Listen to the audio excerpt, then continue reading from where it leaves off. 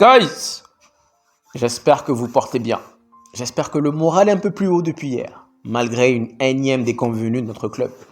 Je me dis qu'à la longue, on devra forcément créer un groupe de thérapie, histoire de se serrer les coudes, comme disait Olé. Franchement, c'est dur. C'est difficile, moralement, psychologiquement, physiquement, dans tous les compartiments. Nous allons bien évidemment revenir sur la conférence de presse de notre coach Ruben Arubena. Et guys, honnêtement, je vous invite à aller la regarder, cette conférence de presse. Et ce, même si vous ne parlez pas la langue, même si vous ne comprenez rien, allez-y, regardez cette conférence de presse et focalisez-vous uniquement sur l'expression faciale, son langage corporel, son regard. Et je vous garantis que vous allez voir un homme blessé, marqué, mutilé, écorché, ulcéré. L'effet miroir.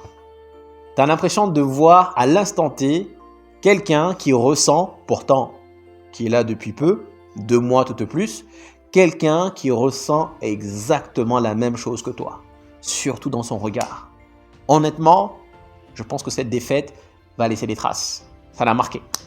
À un moment donné, je me suis posé la question, est-ce qu'il ne va pas fondre en larmes? Tellement, honnêtement, je crois qu'il a été touché. Et bien évidemment, guys, nous allons revenir sur la phrase mythique. Il dit aux journalistes, je sais que vous aimez les grands titres, alors prenez note. Cette équipe de Manchester United est probablement la pire équipe de l'histoire de Manchester United. Cette phrase est une masterclass. Sauf que moi, je ne vais pas dire probablement, je vais vous dire certainement. Vu le nombre de Tinkwinky qu'il y a dans ce club, certainement la pire équipe de l'histoire de Manchester United. Et en réalité, cela est dû à plusieurs facteurs. Je vais essayer de vous les expliquer sous forme de métaphore. Comprendra qui pourra. C'est comme si là maintenant, vous venez d'hériter d'une maison ou d'un appartement. C'est comme vous voulez. Vous avez hérité d'une maison, d'un appartement. Malheureusement pour vous, le petit hic, le petit bémol, c'est que vous n'y connaissez absolument en rien en tout ce qui est isolation, moisissure, rien, nada. Vous avez la maison. Et là, vous commencez à la meubler. Salon, télé, rideaux, et ainsi de suite. Et là, malheureusement pour vous, votre appartement est victime de moisissure. Sauf que la moisissure, c'est quelque chose qu'il faut isoler, traiter le plus rapidement possible. Mais comme vous, malheureusement pour vous, vous n'y connaissez absolument rien, vous laissez couler. Sauf qu'à un moment donné, ça devient quasiment infect, irrespirable de rester dans cet appartement, dans cette maison. Alors, vous vous dites, qu'est-ce que je dois faire? Dois-je vendre ou dois-je rénover? Et là, vous avez 2 choix, les 2 propositions. Premier choix, vous avez quelqu'un qui vous dit sincèrement, la moisissure, ça peut laisser des dégâts. Honnêtement, même pour la respiration, c'est pas bon du tout. Donc, ce que moi je vais faire, c'est que je vais traiter, isoler la moisissure de bout en bout. Et ensuite, donc je vais racheter votre appartement, je vais traiter la moisissure de bout en bout. Et ensuite, je vais commencer à meubler. Proposition 1. Proposition numéro 2, vous avez un guignol qui arrive, qui vous dit, sincèrement, la moisissure, c'est pas grave. Tout ce que tu as à faire, c'est mettre peut-être un peu de parfum, un peu de déodorant, et ça passe. Donc, qu'est-ce qu'on fait? On décide de faire une rénovation, mais le problème principal, c'est-à-dire la moisissure, n'a toujours pas été traité. Donc, on a fait une rénovation complète, et on a changé complètement la déco. De nouveaux salons, nouvelle télé, en pensant que oui, on a fait une rénovation, là c'est bon. Mais encore une fois, le problème principal, le problème majeur de la moisissure persiste. Il n'a pas été traité. Donc, là, on va continuer à changer les meubles, changer la table, changer la télé, mais à chaque fois, c'est ce même salon-là, cette même table-là, va être systématiquement attaquée par la moisissure. Systématiquement. Pourquoi? Parce que le problème initial n'a pas été traité. Encore une fois, guys, comme je l'ai dit, comprendra qui pourra. Et bizarrement, aujourd'hui, ce matin, on se réveille. Spin, spin, spin. I make it rain, I make it rain, I make it rain, I make it rain, I make it rain. Vous n'êtes pas rendu compte? Ce matin, Manchester United, bizarrement, nous sommes le 20, mais depuis 19 jours, c'était silence radio. Ce matin, apparemment, Manchester United serait sur le point, bizarrement, de signer un latéral gauche qui évolue à Lecce, Dorcu. Ça vient d'arriver comme ça.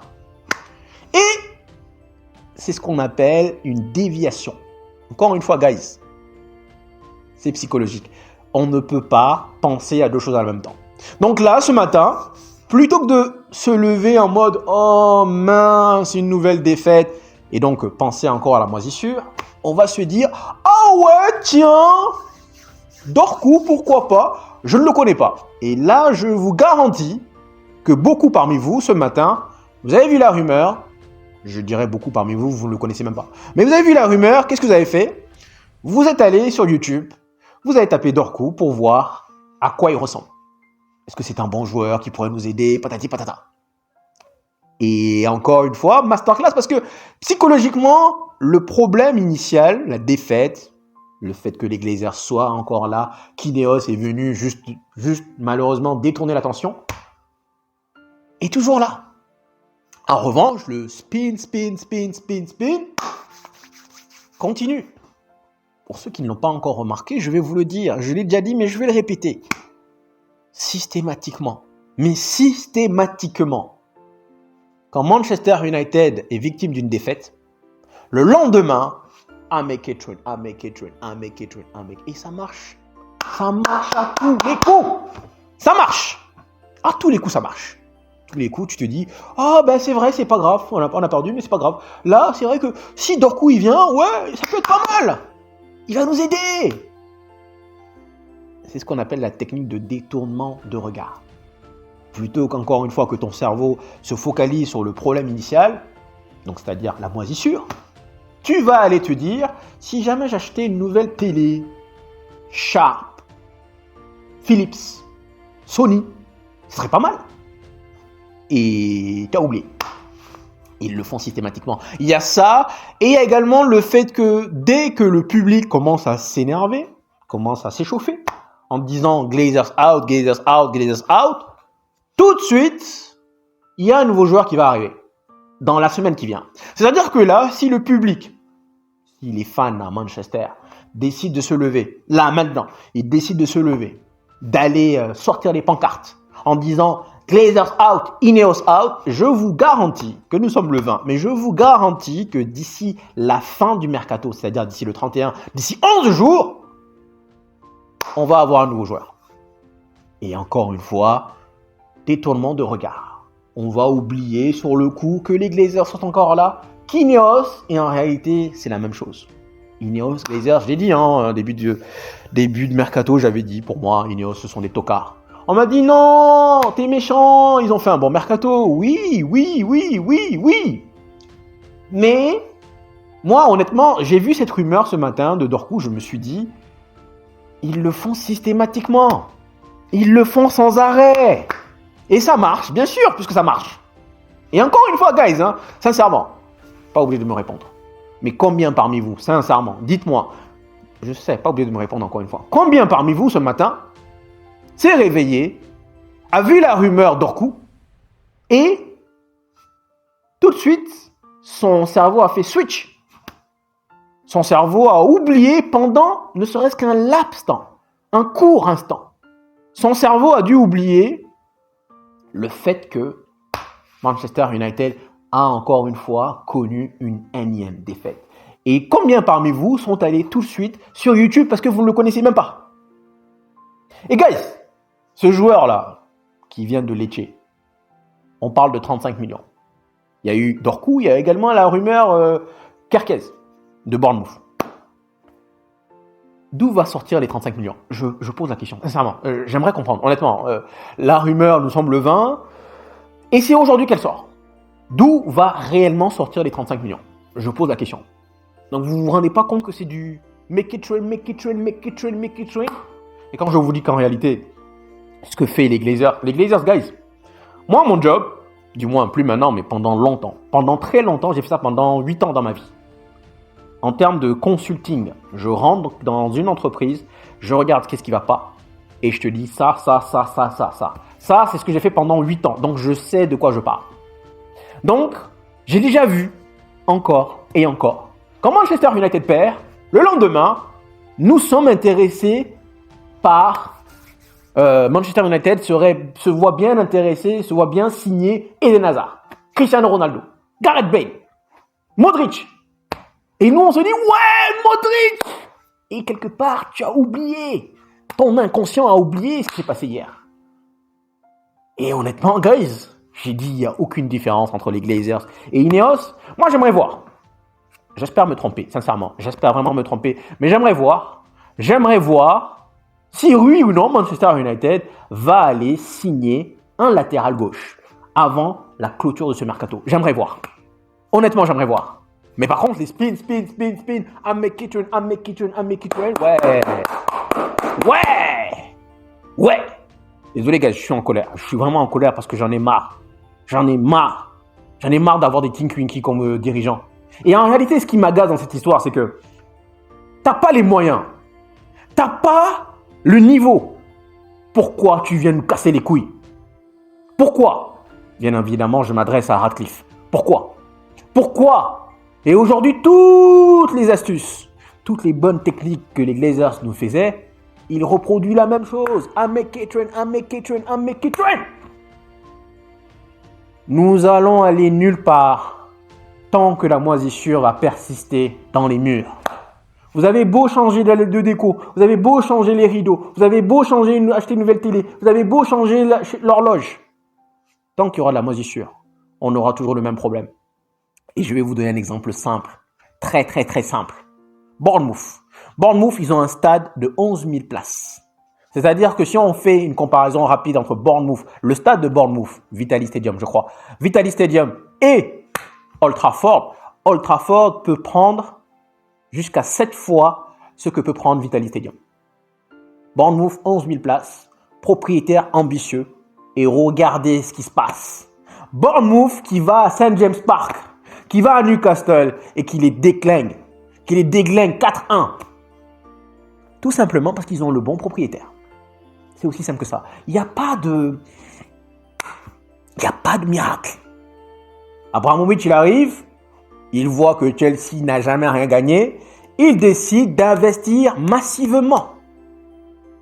Mais encore une fois, guys, la différence qu'il y a entre Chelsea et Manchester City avec le chèque qui est arrivé, c'est que nous, on n'a pas besoin que, et c'est là que justement on parle de PSR, mais le PSR te dit que en réalité, tu n'as pas le droit d'injecter une somme externe. C'est-à-dire, tu n'as pas le droit de prendre ton argent de façon externe et l'injecter dans le club massivement, comme Abramovich l'avait fait à l'époque, comme le chèque de City l'a fait à l'époque, comme les Qataris l'ont fait au PSG, tu n'as pas le droit de faire ça. Mais nous, Manchester United, et en plus de cela, depuis que nous avons décidé de licencier, nous avons fait pas mal d'économies, on ne demande pas à nos propriétaires de dépenser. Le stade, il est plein systématiquement. Je vous ai dit la dernière fois, on est passé de 40 livres. 40 livres pour un adulte à 65, 25 livres en plus. L'enfant s'est passé de 25 à 65, 40 livres pour un enfant. Le stade est systématiquement rempli. Systématiquement. Tout le temps. Mais non, on va nous créer le PSA. Guys, c'est du bullshit. Honnêtement, c'est du bullshit. Donc, vous allez me dire que là, actuellement, PSR, City, on va voir si City ne va pas chercher des joueurs. Pourtant, normalement, c'est pareil. Si Manchester United, City, on va voir si City ne va pas chercher des joueurs. On m'a parlé de, il faut vendre des joueurs, ok. Qui est-ce que City a vendu? Non, guys, honnêtement, je me suis laissé un peu emporter parce que vous voyez en réalité. Tout à l'heure, j'ai pris l'exemple de Ruben Arubena, mais vous le voyez en réalité, vous le voyez dans mon regard, vous voyez la tristesse, vous voyez la colère, vous le sentez. Parce que j'aime ce club. Et j'en ai marre de voir des abrutis finis en venant me dire ouais. Et en fait, surtout, moi, c'est la méthode qui m'agace. C'est-à-dire que si au moins, ce matin, on s'était réveillé pour se consoler, pour repenser à ce qui s'est passé hier. Mais non! I make it rain. Dork, où est là? Yeah! Ok. Rendez-vous, guys. J'espère me tromper, hein, sincèrement. J'espère vraiment me tromper. Mais rendez-vous 31 janvier. Rendez-vous le 1er février. On verra. On verra si oui ou non, Dorgu sera un nouveau joueur de Manchester United. Ou alors, c'était I'm make it train, I'm make it train, I'm make it train, I'm make it train. Ah, guys. Honnêtement, Radcliffe, je suis désolé, hein, mais pour moi, il est pire que les Glazers. Par quoi? Comme on dit en anglais, il est parti, he went to bed. He went to bed with Glazers. Il est parti. Parce que, guys, il n'avait plus le choix. Il allait vendre. Mais non! Mets juste un peu de parfum. Un peu de déo. Tu maquilles un peu. C'est bon. C'est bon. L'histoire est dans le sac. Ah là là là. Anthony est en train de nous quitter, apparemment. Tout a été conclu. Et encore une fois, bon, il y en a qui vont s'exciter. Mais, guys, moi, honnêtement, j'attends de voir. Hein, parce que Anthony, il avait un salaire de 220 000 livres. Ok, il avait un salaire de 220 000 livres par semaine, ce qui est énorme. Encore une fois, allez comprendre. Comprendre qui pourra. Le mec touchait 50 000 livres à l'Ajax. Nous, Murto Richard, qui décide, boum, on va quadrupler son salaire. Donc, il passe de 50 000 à 220 000 livres. Mount, qui touche 100 000 à Chelsea, tripler son salaire, 300 000 livres. Bref, vous avez compris l'histoire. Donc, Anthony, il touche 220 000. Là, d'après ce que j'ai entendu, Manchester United va payer 65%, entre 65 et 70% de son salaire. Donc, en réalité, on a dégraissé rapidement, allez, 80 000. Donc, nous allons quand même continuer à payer les 130, 140 000. C'est du SQ baby, hein, c'est du West Coast. C'est du masterclass. Donc oui, Anthony s'en va. Et en plus, aucune option. C'est juste histoire de vraiment économiser. En fait, je ne sais pas si vous vous rendez compte de à quel point, en fait, ce gars-là, ce sont des rapias. Déjà, vous ne voulez pas investir, mais là, nous serons donc un joueur en termes de quantité, un joueur en moins, histoire simplement d'économiser 80 000 livres par semaine. À peu près. Parce que les 140 000, on va les payer. Donc, on va payer entre 65 et 70%. On le laisse partir. Est-ce que nous allons équilibrer? C'est-à-dire, est-ce que nous allons faire venir un nouveau joueur? Je m'interroge. Mais honnêtement, guys, là, aujourd'hui, vous le sentez, c'est le cœur qui parle. C'est la haine, c'est le cœur, c'est la passion qui parle. J'ai envie de vous dire, j'en ai marre, en réalité. Franchement, j'en ai marre. J'en ai marre d'avoir des Tinkwinky. Bournemouth, guys. Bournemouth. Petit club. Ils sont montés quand, Bournemouth? Dites-moi. Depuis quand ils sont montés? Et aujourd'hui, ils viennent à Old Trafford. 3-0. Ils vont à St. James Park. 4-1. Parce qu'ils ont tout simplement un bon projet. Pour avoir un bon projet, c'est très simple. Il faut d'abord avoir le projet. Il faut avoir le bon propriétaire. Ok? Il faut avoir le bon coach. Et enfin, les bons joueurs. Voici les 4 points. Et bien évidemment, derrière, la cerise sur le gâteau, les bons fans qui vont vous ramener de l'argent. Manchester United, les propriétaires, on les a pas. On les a pas, je suis désolé, même qu'il y en a qui me disent « Ouais, t'abuses. Ok, on verra bien si j'abuse. Les propriétaires, ce sont des 1. Ensuite, on a le coach. Mais on n'a pas le projet. Parce que ils disent, ouais, mon rêve, c'est revenir ramener Manchester United dans le truc. Mais comment tu fais ça? Si c'est venir jouer au Rapias, tu fais ça comment? Donc oui, guys, je sais que oui, derrière, là, il a mis Wilcox, il a mis les bonnes personnes, chose que les Glazers n'ont jamais fait, ça c'est vrai. C'est la raison pour laquelle je vous ai dit, il a un peu mis un peu de parfum, oui, voilà. Mais le problème initial persiste, perdure encore. Donc pendant l'été, nous allons faire un bon mercato. Et cela ne suffit pas. Là, même si nous faisons un bon mercato, vu le gouffre qu'il y a entre nous et les autres équipes, sincèrement, en réalité, même l'année prochaine, on n'est pas dans le top 4. Même l'année prochaine, même dans 2 ans, à cette allure-là, en disant que soi-disant les mercatos de janvier, on va faire abstraction, à cette allure-là, même dans 2 ans, on n'est pas dans la bataille de top 4.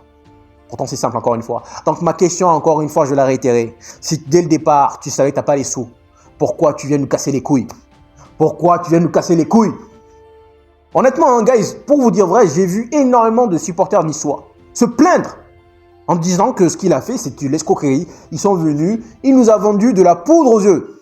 I make it rain, I make it rain, I make it rain. Et donc, quand il arrive, tu fais yeah, I make it rain, I make it rain. Et derrière, il n'y a rien. Donc, même si pendant l'été, on réalise encore une nouvelle fois 5 bons joueurs, comme on l'a fait la dernière fois, l'année prochaine, on est très loin en fait. Parce que ces mêmes équipes-là, les Bournemouth, les Newcastle, qui sont déjà supérieurs à nous, l'année prochaine également, elles ne vont pas dormir. Pendant l'été, elles vont encore ajouter. Elles vont encore se développer. Et donc, nous, on va faire tout le temps du catch-up, du catch-up, catch-up, catch-up. Pas catch-up, hein, catch-up. On va toujours vouloir rattraper. Non, guys, ouais. Je suis désolé, je me suis laissé un peu emporter. Et encore, j'ai trouvé que je n'ai pas été grossier. Enfin, du moins, pas sur les bords comme d'habitude. Mais juste pour vous dire, guys, encore une fois, je répète, pour finir. Tant que cette moisissure sera encore là, on va aller nulle part. Et je me dis honnêtement, après longue réflexion, je me dis, pourquoi pas ne pas descendre? Peut-être que c'est ça la solution. Peut-être que si tu descends en deuxième division, ben, tous les gros contrats que nous avons, ben, ils vont s'éclipser. Ils vont disparaître. Et donc, ces fils d'eux vont dégager également. Je suis soi-disant un ancien fan du club. Et pourtant, tu voulais acheter Chelsea. Espèce de...